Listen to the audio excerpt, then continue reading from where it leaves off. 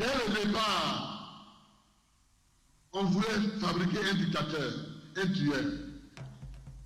Des petits marginaux meurent, on dit Gbagbo a tué. Dans le cas de la Côte d'Ivoire, les ingrédients étaient réunis. Et une tendance génocidaire était déjà sur place parce que plusieurs aspects peuvent être soulignés, c'est-à-dire qu'une idéologie, l'idéologie de l'ivoirité, c'est-à-dire de la différence, mais de la différence meurtrière. On était à la limite, au stade de l'épuration ethnique. C'est certain qu'on était arrivé au stade de l'épuration ethnique. Les musulmans ont été ciblés. Des imams ont été assassinés, souvent dans les lieux de culte ou dans leurs maisons, et quelquefois avec certains membres de leur famille.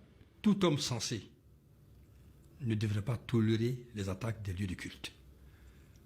Certains Ivoiriens se sont-ils donc laissés déshumaniser sous Laurent Gbagbo quand des lieux de culte sont attaqués, exclusivement des mosquées, contre lesquelles les partisans de M. Gbagbo vont s'acharner.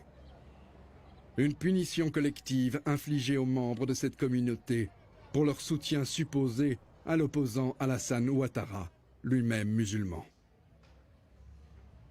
Les 10 années de Laurent Gbagbo ont clairement été marquées par un basculement de plus en plus important du pays dans la violence, une généralisation de la violence. Et effectivement, je pense qu'on ne saura probablement jamais exactement, disons, le bilan en termes de victimes de cette période. Mais évidemment, dans ce bilan, il faut intégrer, disons, les victimes des exactions commises par les forces de sécurité ivoiriennes à la solde de Laurent Gbagbo, par les différentes milices.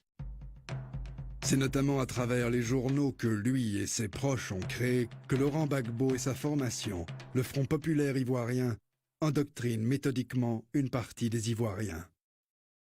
Notre priorité, c'est de pleurer nos militants qui sont décédés et de procéder à leur enterrement. Nous avons expliqué au président Laurent Gbagbo que dans l'immédiat, nous sommes préoccupés et je l'ai dit, notre priorité, c'est de pleurer nos morts, c'est d'enterrer donc nos militants qui sont décédés. En lieu et place d'une politique d'apaisement que nombre de chefs d'États africains et d'observateurs internationaux lui conseillent, le discours du nouveau régime se